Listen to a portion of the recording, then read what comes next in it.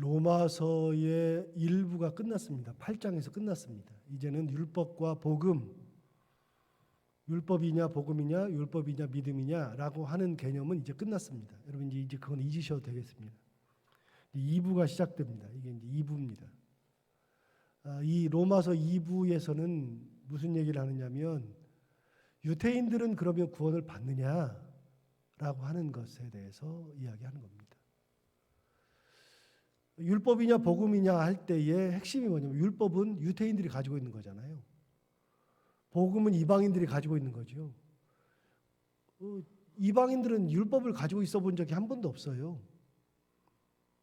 율법으로 구원을 받는다 그러면 이방인들은 구원을 받지 못해요. 그런데 복음이 왔기 때문에 이방인들도 구원의 판열에 올라가는 거죠. 그렇게 이방인들이 복음으로 구원을 받았는데 그럼 유대인들은 원래부터 율법을 가지고 있었던 존재, 그런 존재가 정말 구원을 받을 수 있는 것이냐라고 하는 것을 질문하는 겁니다. 그래서 율법과 복음에서 핵심이 뭐냐면 율법이 아니라 복음이다라고 하는 것은 이미 얘기가 된 거고, 그럼 율법은 버리는 거냐? 아니다.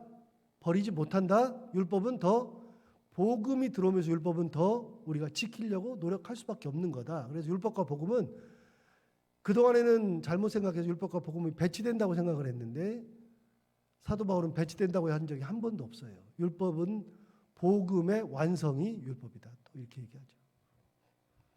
그래서 율법과 복음이 이렇게 있으면 먼저는 복음이요, 그 다음은 율법이다. 이제 그게 8장까지 얘기고요. 그렇다 그러면 유대인들은 구원을 받을 수 있는가 없는가? 그게 이제 2부가 시작하는 겁니다. 그런데 여러분, 놀라운 것은 사도 바울은 이방인이었습니까? 아니면 유대인이었습니까? 사도 바울은 유대인이었습니다. 자기가 유대인인데 복음이 들어오면서부터 유대인들이 밀려나는 거예요. 이방인에 의해서 밀려나는 거예요. 복음이라고 하는 것이 들어오는 순간에 유대인은 별로 의미가 없어진 것 같아요. 그런데 실제로 유대인들은 복음 들어온 이후에, 예수 그리스도가 오신 이후에 구원되는 확률이 거의 적어요. 유대인은 율법에 매여 있어가지고. 그렇게 율법에 매여 있어서 구원을 못 받으니까, 복음이 없으니까 구원을 못 받아요. 그러니까 그것이 가장 큰 마음의 아픔이에요. 내가 아무리 유대인이라 그래도, 내가 아무리 유대인으로서 이방인의 사도가 된다 그래도 내 동족들은 어떻게 되는가? 내 동족들 때문에 너무 마음이 아프다. 그 얘기를 1절, 2절에서 합니다. 여러분 한번 볼까요? 1절, 2절을 보시면 내가 그리스도 안에서 참말을 하고 거짓말을 아니하노라. 나에게 큰 근심이 있는 것과 마음에 그치지 않는 고통이 있는 것을 내 양심이 성령 안에서 나와 더불어 증언한다. 그러니까 본인 안에, 사도 바울 안에 뭐가 있냐면 큰 근심과 고통이 있다는 거예요. 자기 안에 큰 근심과 고통. 무슨 근심과 무슨 고통이냐? 3절을 보시면 나의 형제 곧 골육의 친척을 위하여 내 자신이 저주를 받아 그리스도에게서 끊어질지라도 원하는 바로라. 내 형제들이 있어요. 골육의 친척, 이게 바로 유대인들인데요. 같은 유대인들, 내 골육의 친척, 내 형제들, 이런 사람들이 내 자신이 저주를 받아서 그리스도에게 끊어질지라도 원하는 게 하나 있는데, 그들도 뭘 받아야 되냐면 구원을 받아야 된다. 차라리 내가 저주를 받아서 그리스도에게 끊어져도 나는 내 동족, 내 고륙의 친척들이 구원 받았으면 좋겠다. 유대인들이 구원을 못 받는다. 그 말입니다. 지금까지는 유대인들이 모든 것을 다 쥐고 있었다면 예수님이 오시고 난 이후에, 복음이 들어온 이후에는 유대인들은 거꾸로가 돼버렸어요.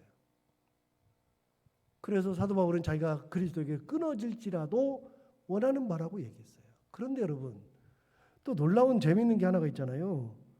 어제 우리가 같이 말씀을 들으면서 8장 31절부터 쭉 보면, 여러분 8장 31절도 한번 볼까요? 8장 31절에 보면 이렇게 계세요. 그런즉 이 일에 대하여 우리가 무슨 말을 하리요? 그 다음 여러분 굉장히 중요한 말이 있어요. 만일 하나님이 우리를 위하시면, 이게 이제 전제예요. 전제. 하나님이 위하시면, 우리를 위하시면, 만일 그러시면, 그 다음에 세 가지. 첫 번째, 누가 우리를 대적하리요? 하나님이 우리를 위하시면 누가 우리를 대적하리요? 33절, 하나님이 우리를 위하시면 누가 능히 하나님께서 택하신 자들을 고발하리요? 34절, 하나님이 우리를 위하시면 누가 정죄하리요? 35절, 하나님이 우리를 위하시면 누가 우리를 그리스도의 사랑에서 끊으리요? 그런 적이 있거든요. 하나님이 우리를 위하시면 누구도 우리를 대적 못한다, 우리를 고발하지 못한다, 우리에게 정죄하지 못한다. 하나님이 우리를 위하시면 우리를 그리스도의 사랑에서 끊을 수 없다 그랬거든요. 그래서 그리스도의 사랑에서 끊을 수 없는 것이 뭐가 못 끊냐면 그 얘기를 했어요. 35절 다시 봐요. 그리스도의 사랑에서 누가 우리를 끊으리요? 하나님이 우리를 위하시는데, 그러면서 35절에 누가 우리를 그리스도의 사랑에서 끊으리요? 그 다음에 뭐라 그러냐면 환난, 곤고, 박해, 기근, 적신, 위험, 칼, 이것이 끊을 수 있느냐 물어본 거예요. 환난이 오면 우리를 그리스도의 사랑에서 끊을 수 있느냐? 곤고가 끊을 수 있느냐? 박해가 끊을 수 있느냐? 기근이 끊을 수 있느냐? 적신이 끊을 수 있느냐? 위험이 끊을 수 있느냐? 칼이 끊을 수 있느냐? 그런 것들이 우리를 그리스도의 사랑에서 끊을 수 있겠느냐라고 질문하는 겁니다. 그러면서 38절에 이렇게 얘기했어요. 내가 확신하노니 사망이나 생명이나 천사들이나 권세자들이나 현재일이나 장래일이나 능력이나 높음이나 깊음이나 다른 어떤 피조물이라도 우리를 우리 주 그리스도 예수 안에 있는 하나님의 사랑에서 뭐 한다고요? 끊을 수 없느니라. 아까는 물어봤잖아요. 뭐라고 물어봤어요? 35절에서 물어봤죠. 환난이나 곤고나 박해나 기근이나 적신이나 위험이나 칼이 끊을 수 있겠느냐? 물어봤어요. 그렇게 물어본 다음에 답을 뭐라 그랬냐면 이렇게 계세요. 사망도 생명도 천사들도 권세자들도 현재일도 장래일도 능력도 높음도 깊음도 다른 어떤 피조물도 어떤 것이라 할지라도 우리를 우리 주 그리스도 예수 안에 있는 하나님의 사랑에서 끊을 수 없다 얘기했어요. 여러분, 하나님이 우리를 딱 위하셨어요. 하나님이 우리를 딱 위하시면 우리가 하나님의 사랑에서 끊겨요, 안 끊겨요? 안 끊겨요. 자, 보세요. 하나님이 우리를 위하셔요. 그러면 하나님이 우리를 딱 잡고 계셔요. 하나님이 우리를 딱 잡고 계시면 뭐가 끊어요? 그걸 무엇이 끊을 수 있어요? 아무것도 끊을 수가 없죠. 요 며칠 전에도 제가 초등학교 1학년짜리 지금 4살인가 5살인가 아이 손을 잡고 횡단보도를 건넜어요. 건너는데 차가 오니까 얘는 천방지축에 어떻게 될지 모르니까 손을 잡고 건너야죠. 손을 잡고 건너는데 이거를 누가 끊어요? 이걸 누가 막아요? 거기 있는 사람들 중에서는 제 힘을 당할 사람이 누가 있어요? 아무도 없죠. 사람도요, 힘이 세면 그거를 놓게 못해요. 그런데 하나님이 우리를 위하시고 우리를 딱 붙들고 계시면 뭐가 끊어요? 환난이 끊어요? 환난이 오면 끊겨요? 하나님이 나를 붙잡고 계시는데 위험이 오면 끊겨요? 칼이 오면 끊겨요? 아무것도 안 끊긴다는 거예요. 그것이 끊을 수 있느냐? 아니다. 내가 확신하노니 사망이나 생명이나 천사들이나 권세자들이나 높음이나 깊음이나 어떤 피조물일지라도 우리를 우리 주 그리스도 예수 안에 있는 하나님의 사랑 안에서 끊을 수 없느니라. 여러분, 하나님이 우리를 위하시면, 하나님이 나를 붙들고 계시면, 하나님이 내 가정을 붙들고 계시면 세상의 환난이나 기근이나 칼이나 위험이나 고난이나 모든 것도 하나님의 사랑에서 그것을 끊을 수 없다는 겁니다. 안 된다는 겁니다. 하나님이 우리를 위하시기 때문에. 기억하십시오, 여러분. 하나님이 우리를 위하시면, 만일 하나님이 우리를 위하시면 아무것도 안 돼요. 하나님이 우리를 위하시면 누가 우리를 대적하리요? 하나님이 우리를 위하시면 누가 우리를 고발하리요? 하나님이 우리를 위하시면 누가 우리를 정죄하리요? 하나님이 우리를 위하시면 누가 하나님의 사랑에서 우리를 끊을 수 있으리요? 안 된다는 겁니다. 하나님이 우리를 위하시면. 그렇게 어제 얘기했는데 갑자기 자기 동족들을 생각하면서 얘기하면서 3절 보세요. 9장 3절. 재미있는 표현을 하잖아요. 9장 3절. 나의 형제 곧 고륙의 친척을 위하여 내 자신이 저주를 받아 그리스도에게서 끊어질지라도 원하는 바로라. 여러분 보세요. 자기가 유대인들이 구원받기 위해서 내 동족들이 구원을 받는다 그러면 나는 그리스도의 사랑에서 끊어질지라도 그것을 원한다 그러면 여러분 사도 바울이 그렇게 진짜 내가 원할지라도 그렇게 되기를 원한다 그러면 자기가 끊어져요? 하나 물어봐요. 끊어져요? 안 끊어져요? 자기는 구원을 안 받아요? 그들이 구원 내가 이렇게 소원합니다. 그러면 하나님이 그래 너 그래 네 소원이니까 너는 그러면 구원 못 받아. 너는 끊어져. 얘네들 구원할게. 그래요? 사도 바울이 끊어져요? 안 끊어진다니까요. 이게 무슨 말이에요? 자기도 모르고 하는 얘기가 아니에요. 알고. 여러분 사도 바울은 훨씬 똑똑한 사람이에요. 이렇게 말하는 이유가 뭘까요? 그만큼 간절히 원한다 그 말이에요. 진짜 간절히 원하는데 내 동족들이 구원받기를 원한다. 내 동족들이. 저도 이런 적이 있었는데요. 제가 이제 예수 믿고 나서 우리 가정에서 제가 1호 신자니까요. 나중에 알고 봤더니 우리 누나가 뭐 교회는 다녔었다 그래요. 어렸을 때 몇 번. 그거는 아니고요. 제가 저희 집에 1호 신자인데 제가 예수 믿고 나서 아버지 어머니 구원 위해서 기도하는데 그 고등학교 1학년짜리가 이제 2학년 넘어가고 그러는데 2학년 때는 제가 이제 여러분 알다시피 새벽 기도 하면서 하루에 6시간씩 밤에 10시부터 새벽 4시까지 기도하고 학교 가서 하루 종일 자고 그렇게 6개월을 공부도 안 하고 미쳤죠. 지금 생각하면 미쳤죠. 제가 아버지라 그러면 제가 미쳐 죽었을 겁니다. 아들이 그러면. 그런데 그렇게 하면서 기도했는데 간절히 부모를 위해서 구원을 위해서 기도했었어요. 진짜. 그 고등학교 2학년짜리가 피눈물을 흘려가면서 하나님 구원하여 주옵소서 그러면서 기도했었는데 결국은 하나님께서 구원하시더라고요. 그 어린아이가 흘리는 눈물을 하나님 기억하시고 구원하시더라고요. 그런데 제가 진짜 피눈물 흘린 거는요. 그게 아니에요. 하나님 구원하여 주옵소서 그거보다도 진짜 더 피눈물 난 거는요. 그렇게 새벽에 이제 10시부터 4시까지 기도하고 그러고 나서 이제 5시부터 새벽 기도인데 1시간 겨우 자고 일어나 가지고서 눈 거의 뭐 비몽사몽간에 새벽 기도를 이렇게 고등학교 2학년짜리가 6개월을 하는데 그날도 새벽 기도를 하는데 새벽 기도 끝나고 거의 잠이 와 가지고서 뭐 새벽 기도는 무슨 새벽 기도예요. 거의 뭐 사경을 헤매려고 하고 있는데 기도하고 있는데 제 바로 앞에 계시는 분이 권사님이신데 권사님 기도하시는데 기도를 얼마나 열심히 하시는지. 근데 저는 무슨 기도하고 있냐면 그 새벽에도 하나님 우리 가정 우리 아버지 우리 엄마 우리 형 이러면서 구원하여 주옵소서 그러고 기도하고 있는데 앞에 계시는 우리 권사님이 자기 아들 놓고서 기도하는 거예요. 내 친구인데 진짜 피눈물 나더라고요. 저는 부모의 구원을 위해서 기도하고 있는데 그 엄마는 자기 자식 놓고서 기도하는데 야 어떻게 이렇게 다르냐. 저는 또 좀 다른 얘기인데 조금 다른 얘기인데 여러분 부모가 자식을 놓고서 기도하는 것은요 어디 안 가요.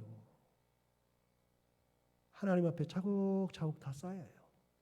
하나님이 그 자녀의 길을 인도하시는 거예요. 그래서 여러분 그렇게 하나님 앞에 제단을 쌓고 하나님 앞에 기도를 쌓으면 하나님께서 그 자녀의 가는 길을 사랑하는 남편이 가는 길을 내 가정이 가는 길을 내가 사람을 위해서 기도하는데 그 사람의 가는 길을 하나님께서 지켜주시는 거고 인도하시는 거예요. 사람의 인도는요 한계가 있어요. 항상 드는 생각이지만 사람의 인도는 한계가 있어요. 그래서 사람은요 한계가 항상 있어요. 사람은 딱 한계가 있는데 어떤 한계냐? 그 한계를 벗어날 수 없어요. 그래서 내가 그 한계를 절대로 못 넘어서니까 내가 유산을 남겨줘도 내 한계만큼 주는 거예요. 내가 가진 만큼만 주는 거지 그 이상을 주면 안 되잖아요. 못 주잖아요. 그래서 뭘 해도 거기까지.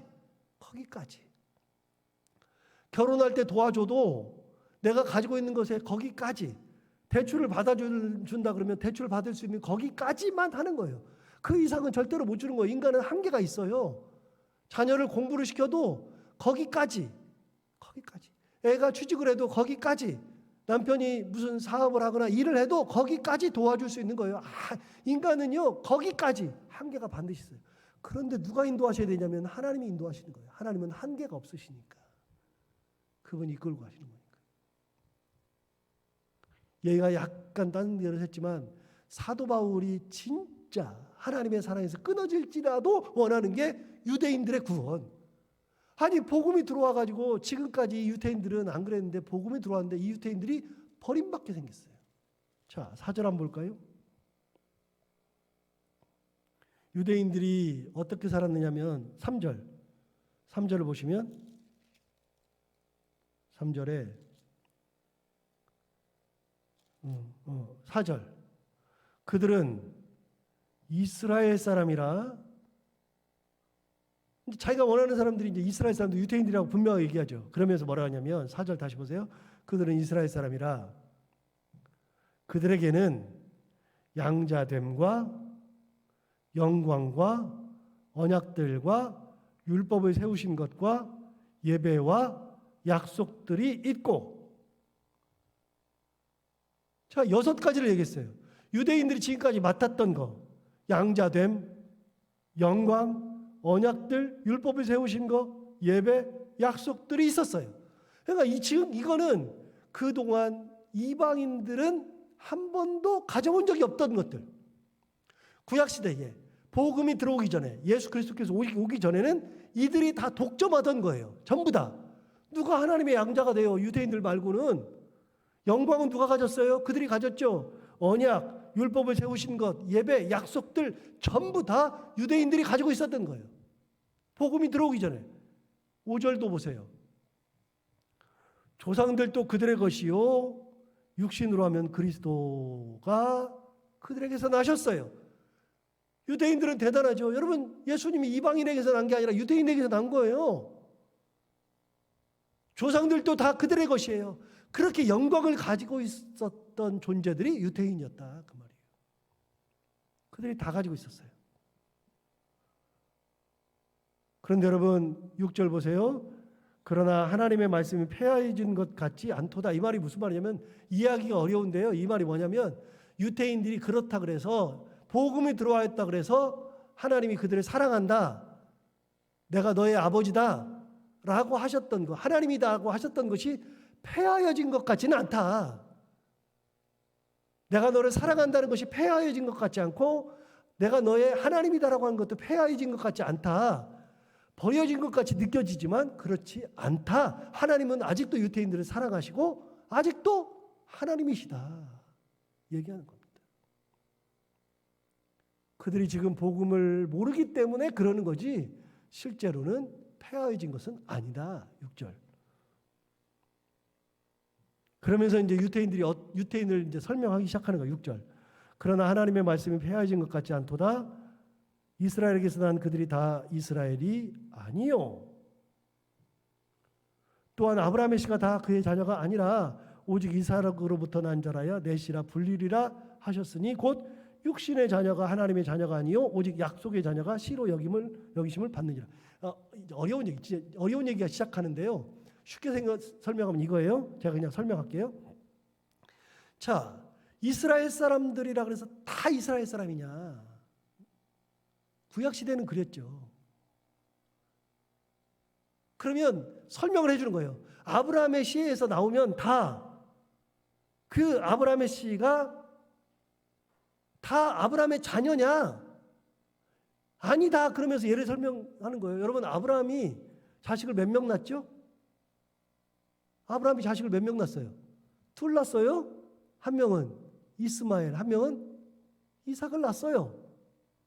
그럼 여러분 아브라함의 씨가 다 아브라함의 씨가 아니라는 거예요. 누구만 아브라함의 씨예요? 이삭만. 그런데 왜 이삭만 아브라함의 씨가 되느냐? 이유는 간단한 거예요. 하나님께서 이삭을 아브라함의 씨로 약속하셨기 때문에, 하나님이 이삭만을 인정하셨기 때문에 그러는 거예요. 그러니까 씨라고 하는 거는요, 내가 낳기 때문에 씨가 아니라 하나님의 약속, 하나님의 섭리가 있어야 씨가 된다는 거예요. 씨가. 자, 그렇게 생각하고 다시 보세요. 7절부터 보세요. 아브라함의 씨가 다 그의 자녀가 아니라 오직 이삭으로부터 난 자라야 내 씨라 불리리라 하셨으니 곧 육신의 자녀가 하나님의 자녀가 아니요 오직 약속의 자녀가 씨로 여기심을 받느니라. 육신의 자녀는 둘이에요. 이스마엘과 이삭. 그런데 약속의 자녀는 오직 하나, 이삭이에요. 그래서 아브라함이 낳았다 그래서 다 아브라함의 자녀의 씨가 아니다. 약속을 받아야지 씨가 되는 거다. 자, 9절 보세요. 그럼 약속이 뭐냐? 약속의 말씀은 이것이니 명년 이때에 내가 이르리니 사라에게 아들이 있으리라 하심이라. 그뿐 아니라 또한 리브가가 우리 조상 이삭 한 사람으로 말미암아 임신하였는데, 그랬어요. 하나님이 뭐라 그러셨냐면 이렇게 얘기했어요. 내 명년 이맘때, 내년 이맘때에 너에게 아들이 있으리라. 그게 너의 씨다라고 말씀하신 거죠. 그래서 여러분 아브라함에게서 난 육신의 자녀가 다 씨가 아니라 약속받은 자녀가 씨가 되는 거예요. 약속받은 자녀. 그래서 내년 이맘에 너희가 아들이 있으리라 말씀하신 거죠. 자, 그런데 이삭을 낳을 때 보세요. 11절. 11절 재밌는 얘기를 해요. 그 자식들이, 자, 그 자식들은 누구죠? 이스마엘과 이삭이죠. 그 자식들이 아직 나지도 않았어요. 아직 나지도 아니하고 무슨 선이나 악을 행하지 아니한 때. 분명하잖아요. 태어나기도 전이에요. 태어나기도 전이고 태어나서 뭐 선을 행하든 악을 행하든 그래야 되는데 그런 것도 없을 때, 그러니까 뱃속에 있을 때, 뱃속에 있지도 않았을 그때에 11절 다시요. 그 자식들이 아직 나지도 아니하고 무슨 선이나 악을 행하지 아니한 때에 택하심을 따라 되는 하나님의 뜻이, 하나님의 뜻, 약속의 뜻, 얘가 네 씨야, 하나님의 뜻, 택하심, 하나님이 택하신 하나님의 뜻이 행위로 말미암지 않고 오직 부르시는 이로 말미암아 서게 하려 하셨다. 자, 하나 물어봐요. 여러분, 이스마엘이 무슨 잘못이요? 이스마엘이 뭐 잘못해가지고서 씨가 안 됐어요? 이삭이 무슨 잘못이요? 뭘 잘했어요? 이삭이 뭐 엄청나게 잘해가지고 아브라함의 씨가 됐어요? 도대체 이스마엘과 이삭이 한 게 뭐예요? 아무것도 없어요? 행위로 씨가 된 게 아니죠. 뭘 잘했기 때문에 씨가 된 게 아니죠. 그럼 뭘로 됐어요? 하나님의 일방적인 약속으로 된 거예요. 약속으로. 택하심으로 된 거예요. 씨가 된 것은 행위로 말미암지 않았다. 분명하게 얘기죠. 여러분 11절 다시 보세요. 제 설명을 들었으니까 한번 보세요.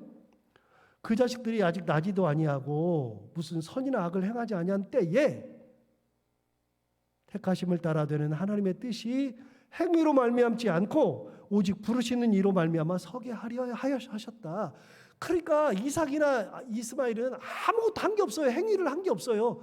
그런데 씨가 된 것은, 이삭이 씨가 되고 이스마엘이 씨가 되지 않은 것은 하나님이 이미 정하신 거예요. 약속하신 거예요. 그래서 아까 얘기가 나왔어요. 8절 보세요. 8절. 곧 육신의 자녀가 하나님의 자녀가 아니요 오직 약속의 자녀가 씨로 여기심을 받느니라. 그냥 뭐 잘해서 그런 것도 아니고 뭘 해서 그런 것도 아니에요. 그냥 하나님이 너는 얘가 네 씨야 그러면 걔가 씨예요. 자, 이스라엘이라 그래서 다 이스라엘이 아니에요. 하나님께서 택하신 자들이 있는 거예요. 구원받기를 택하신 자들이 있을 거다. 그런 자들이 있다. 여러분 하나 더 물어요. 그러면 우리는 뭐가 잘나서 하나님의 자녀가 돼요? 내가 예수 잘 믿었기 때문에 하나님이 자녀로 부르심을 받았어요?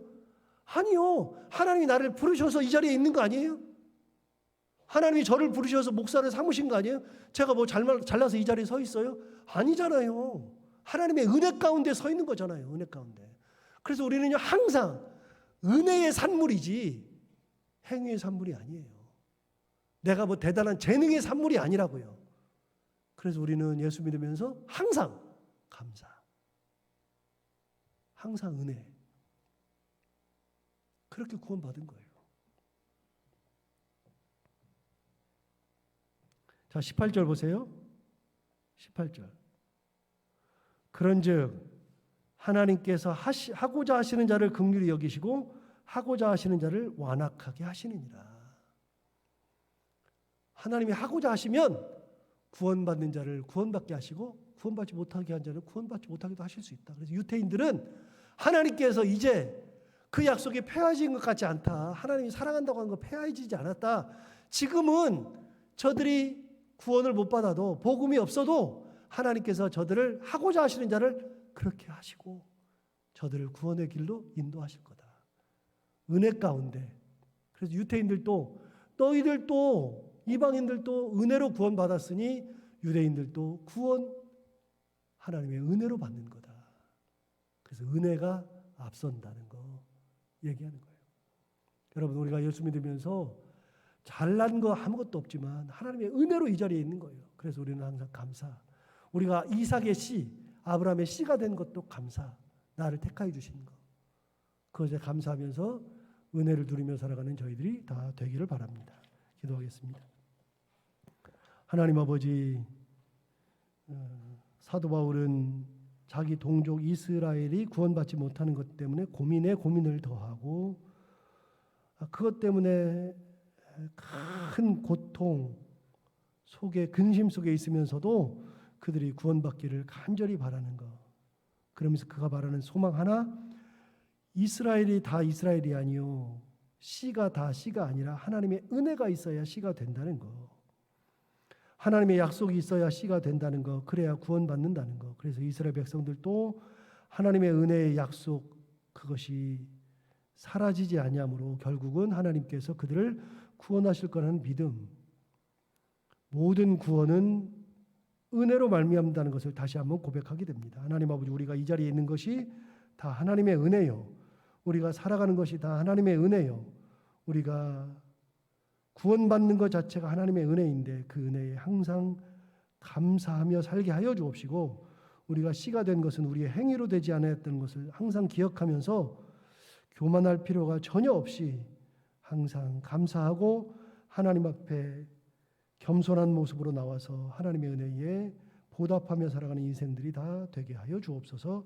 하나님 아버지, 간절히 바라옵고 원합니다. 오늘 말씀 주신 것처럼 가정을 지키시고 자녀들이 가는 길을 지키시고, 오늘도 새벽에 나와서 기도하는 모든 분들의 그 기도가 하늘에 상달되어 기도가 쌓이고 하나님을 바라는 그 소망이 쌓여서 우리 자녀들이 가는 길, 그리고 우리 가정이 가야 하는 그 길 가운데 하나님의 은혜가 충만한 삶 살게 하여 주옵소서.